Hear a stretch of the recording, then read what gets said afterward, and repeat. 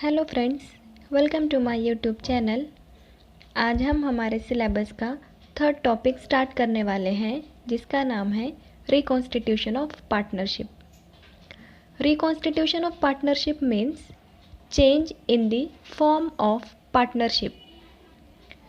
Change in the form of partnership. अभी आप लोग सोचोगे कि हम पार्टनरशिप का फॉर्म भी चेंज कर सकते हैं क्या, कैसे कर सकते हैं।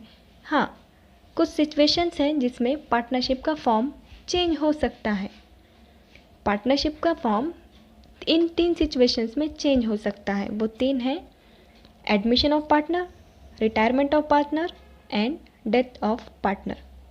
Friends, basically change in the form of partnership means partner के बीच जो एग्रीमेंट है उसमें चेंजेस होना, पार्टनर्स के रिलेशनशिप के बीच में चेंजेस होना, और फर्म में जो प्रॉफिट शेयरिंग रेशियो है उसमें चेंजेस होना। इसका मतलब है फॉर्म ऑफ पार्टनरशिप। सो ये 3 पॉइंट्स हैं जिसकी वजह से पार्टनरशिप के फॉर्म में चेंजेस होते हैं। फर्स्ट है एडमिशन ऑफ पार्टनर। अगर हम हमारे फर्म में किसी न्यू पर्सन को एज बिजनेस पार्टनर एंट्री दे रहे हैं तो वो हो जाएगा हमारे लिए एडमिशन ऑफ पार्टनर। देन अगर हमारे एग्जिस्टिंग फर्म में से कोई पार्टनर बिजनेस छोड़ देना चाहता है या फिर उसकी जो विलिंगनेस है बिजनेस कैरी ऑन करने की वो अगर ख़त्म होती है तो उसको बोलेंगे हम रिटायरमेंट ऑफ पार्टनर। और थर्ड जो है डेथ ऑफ पार्टनर। अगर किसी पार्टनर की डेथ हो जाती है तो वो आ जाएगा डेथ ऑफ पार्टनर में। जिस पार्टनर की डेथ हो जाएगी उसका जो भी शेयर रहेगा बिजनेस में, उसके डेथ तक का जो भी प्रॉफिट या लॉस रहेगा वो हम उसके लीगल हायर्स को दे देंगे। सो इस चैप्टर में हम ओवरऑल डिस्कशन करेंगे एडमिशन ऑफ पार्टनर के बारे में। अच्छा, अभी हम हमारे फर्म में किसी न्यू पार्टनर को इंट्रोड्यूस क्यों करेंगे, ये सबसे पहला सवाल है। Why to introduce new partners? See, in business new partner is introduced for 2 reasons. First है कैपिटल। दैट मीन्स बिजनेस में फंड्स की जो कमी है उसको पूरा करने के लिए, to fulfil the fund requirement of business we may give entry to new partner. और सेकेंड है टू यूज़ द स्किल्स। किसी न्यू पार्टनर को अगर हम बिजनेस में ला रहे हैं एज अवर बिजनेस पार्टनर तो हम उसके स्किल्स का भी यूज़ कर सकते हैं। कौन से स्किल्स? मैनेजेरियल स्किल्स, जिससे हमारे बिजनेस की एफिशिएंसी भी बढ़ जाएगी और ये हमारे बिजनेस के लिए बेनिफिशियल भी रहेगा। So friends, admission of partner में हमें ओवरऑल एक पार्टनर की जब एंट्री होती है बिजनेस में तो अकाउंटिंग में क्या चेंजेस होते हैं ये हमें देखना है। ओके, तो सबसे पहले हम देखेंगे calculation of new ratio. How to calculate new ratio? See, in partnership final account we have learned about the profit sharing ratio।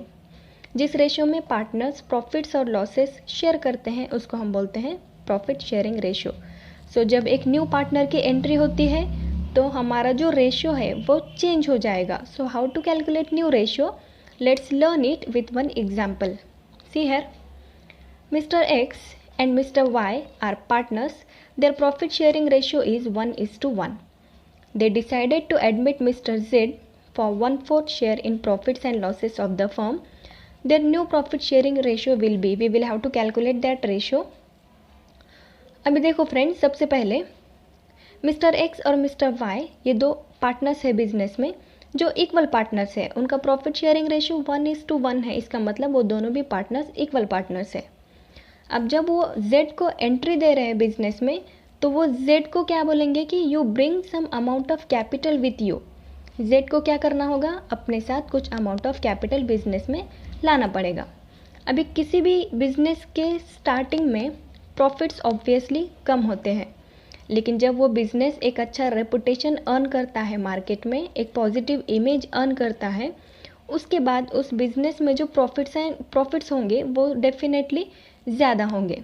तो मिस्टर एक्स और मिस्टर वाई ने अपने बिजनेस का गुडविल रेपुटेशन बढ़ाने के लिए जो एफर्ट्स लिए हैं उसका भी रिटर्न में वो जेड से कुछ क्लेम करेंगे। क्या क्लेम करेंगे? वो जेड को बोलेंगे कि आप कैपिटल तो लाओगे फर्म में, लेकिन हमने जो गुडविल किया है, गुडविल क्रिएट किया है, उस गुडविल का भी रिटर्न आपको लाना पड़ेगा। इसका मतलब क्या, जेड अपने साथ अपने बिजनेस में कैपिटल और गुडविल की अमाउंट लाएगा। ओके, तो अभी इस प्रॉब्लम में सिर्फ हम न्यू प्रॉफिट शेयरिंग रेशियो कैसे कैलकुलेट करते हैं इतना देखेंगे। सी, एक्स एंड वाई ये दो इक्वल पार्टनर्स है। इसका मतलब दोनों का भी जो शेयर है वो हाफ हाफ रहेगा। एक्स का शेयर है हाफ, वाई का शेयर है हाफ। हाफ प्लस हाफ मिलके हो जाएगा एक। तो सपोज ये जो एक है ये है profit of the firm. So balance of one means क्या, ये टोटल प्रॉफिट में से हमने जेड का अगर शेयर निकाल दिया, जेड का शेयर क्या है, जैसे हमको बोला है क्वेश्चन में कि 1/4 is the share of Z. So ये टोटल प्रॉफिट में से हमने जेड का शेयर अगर निकाल दिया तो बाकी जो बचा है ये बचा है दोनों पार्टनर्स का। सो अगर बिजनेस में प्रॉफिट हमारा एक है तो हम इसे बोलेंगे बैलेंस ऑफ वन। सो हमने क्या किया, हाफ प्लस हाफ ये दोनों पार्टनर्स का रेशियो है, इसको हमने लिया। सो हमारे बिजनेस का प्रॉफिट हो गया 1। तो हमने बैलेंस ऑफ 1 फाइंड किया। कैसे फाइंड किया, 1 minus share of new partner that is 1/4। So remaining is the balance of 1, 3/4। Then new ratio calculate करने के लिए हमारे पास फॉर्मूला है, new ratio is equal to balance of 1 into old ratio और old ratio into balance of 1। अभी हम क्या करेंगे, दोनों भी पार्टनर्स का न्यू रेशियो फाइंड करेंगे। कैसे, पहले लिखेंगे मिस्टर एक्स, बैलेंस ऑफ 1 है हमारे पास 3/4 into old ratio that is 1:1 में एक्स का शेयर है 1/2। तो हमने मल्टीप्लाई किया 3/8, ये आ गया एक्स का रेशियो। उसके बाद मिस्टर वाई का सेम बैलेंस ऑफ 1 3/4 इंटू, ये भी इक्वल पार्टनर है, इसका मतलब इसका भी शेयर है 1/2। सो इनका रेशियो आ गया 3/8। एट लास्ट मिस्टर जेड का रेशियो हम ऐसे कैलकुलेट नहीं करेंगे, क्यों तो हमें ऑलरेडी क्वेश्चन में दिया है और जेड जो है वो हमारे बिजनेस का न्यू पार्टनर है। ओके, सो जेड का शेयर रहेगा 1/4, तो हमने यहाँ पर लिखा 1/4। अभी हम अगर देखें, एक्स का शेयर है 3/8, वाई का है 3/8 और जेड का है 1/4। तो जेड का जो शेयर है उसको मैंने डिनोमिनेटर को 8 लाने के लिए मल्टीप्लाई और डिवाइड किया है 2 से। ओके, सो मेरे पास डिनोमिनेटर में आ गया 8, 2/8। तो हमने रेशियो कैलकुलेट किया, x is to Y is to Z, 3/8, 3/8, 2/8। इसको सिंप्लीफाई किया हमने, हमें हमारा न्यू रेशियो मिल गया, वो है 3:3:2। सो बाय दिस वे हम क्या करेंगे, न्यू रेशियो का कैलकुलेशन करेंगे।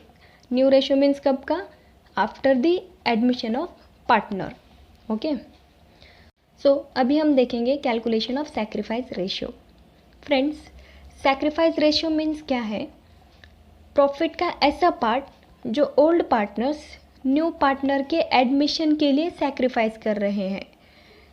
That part of profit of old partners which is sacrificed by them for giving the share to new partner. So इतना तो क्लियर है कि सैक्रिफाइस रेशियो हमेशा ओल्ड पार्टनर्स का रहता है, न्यू पार्टनर्स का नहीं। सैक्रिफाइस रेशियो कैलकुलेट करने के लिए हमारे पास फॉर्मूला है old ratio minus new ratio. सबसे पहले हम एक्स का सैक्रिफाइस रेशियो में शेयर कैलकुलेट करेंगे। एक्स का ओल्ड रेशियो था हाफ, 1/2 माइनस न्यू रेशियो 3:3:2 में एक्स का शेयर रहेगा 3/8। तो हमने यहाँ पर लिखा है हाफ माइनस 3/8। अभी यहाँ पर डिनोमिनेटर सेम करने के लिए मैंने हाफ को मल्टीप्लाई एंड डिवाइड किया है 4 से। सो मुझे मिल गया 4/8 minus 3/8। Now I can simplify it, 1/8 is the share of x in sacrifice ratio. Now देखेंगे अभी वाई का, हाफ माइनस वाई का भी न्यू रेशियो में शेयर है 3/8। अगेन मैंने 1/2 को 4 से डिवाइड एंड मल्टीप्लाई किया है। So 4/8 minus 3/8 it is 1/8। At last we will calculate the sacrifice ratio x is to Y that is 1/8 is to 1/8, it will be 1:1। So friends 1:1 ये sacrifice ratio है हमारे old partners का। इसका मतलब दोनों partner ने अपने प्रॉफिट का एक एक पार्ट सैक्रिफाइस किया है जेड को एडमिशन देने के लिए, जेड को शेयर देने के लिए। सो जेड हमारा न्यू पार्टनर है, न्यू पार्टनर को हम इनकमिंग पार्टनर भी बोलेंगे और एक्स और वाई ये हमारे ओल्ड पार्टनर्स है। So by this way new ratio and sacrifice ratio हमें कैलकुलेट करना है हमारे इस टॉपिक में। तो हम इस चैप्टर में सैक्रिफाइस रेशियो और न्यू रेशियो का यूज़ करके प्रॉब्लम सॉल्व करने वाले हैं। इसके आगे का पार्ट हम नेक्स्ट वीडियो में देखेंगे। तब तक के लिए थैंक यू।